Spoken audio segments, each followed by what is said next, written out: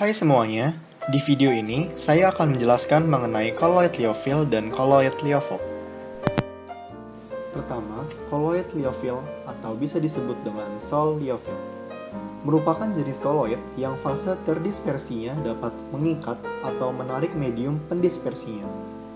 Hal ini terjadi karena adanya gaya tarik-menarik yang cukup besar antara zat terdispersi dengan mediumnya. Jika mediumnya berupa air, dapat disebut dengan nama hidrofil. Contoh untuk colloid liophil adalah protein, agar-agar, gelatin, kanji, dan masih banyak lagi. Yang kedua adalah colloid liophil atau bisa disebut dengan sol liophil.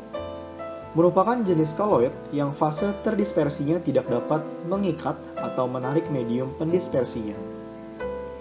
Hal ini dikarenakan gaya tarik-menarik antara zat terdispersi dengan mediumnya sangat kecil atau tidak ada. Jika mediumnya berupa air, dapat disebut dengan nama hidrofob. Contoh dari colloid liophil adalah susu, mayones, sol belerang, dan sol-sol logam lainnya. Selanjutnya, mengenai perbedaan sol hidrofil dan sol hidrofob. Seperti yang dijelaskan tadi, sol hidrofil dapat mengabsorpsi mediumnya, sedangkan sol hidrofob tidak dapat mengabsorpsi mediumnya. Sol hidrofil dapat dibuat dengan konsentrasi yang relatif besar, sedangkan sol hidrofob hanya dapat stabil pada konsentrasi kecil. Sol hidrofil tidak mudah digumpalkan atau mengalami koagulasi dengan penambahan elektrolit, sedangkan sol hidrofob mudah digumpalkan atau mengalami koagulasi dengan penambahan elektrolit. Viskositas dari sol hidrofil lebih besar daripada mediumnya.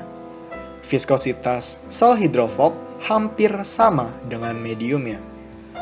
Sol hidrofil bersifat reversibel, sedangkan sol hidrofob tidak reversibel. Efek tindal pada sol hidrofil lemah, sedangkan pada sol hidrofob efek tindal lebih jelas. Sekarang saya akan membuktikan colloid hidrofil dan colloid hidrofob. Untuk colloid hidrofil saya menggunakan agar-agar dan medium yang saya gunakan adalah air.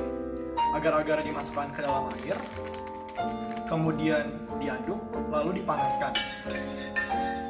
Setelah itu akan terbentuk menjadi seperti ini.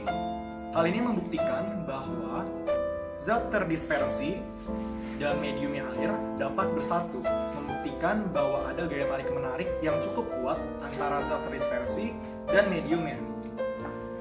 Untuk colloid hidrofob, saya menggunakan mayones sebagai contohnya, dan mediumnya masih tetap air.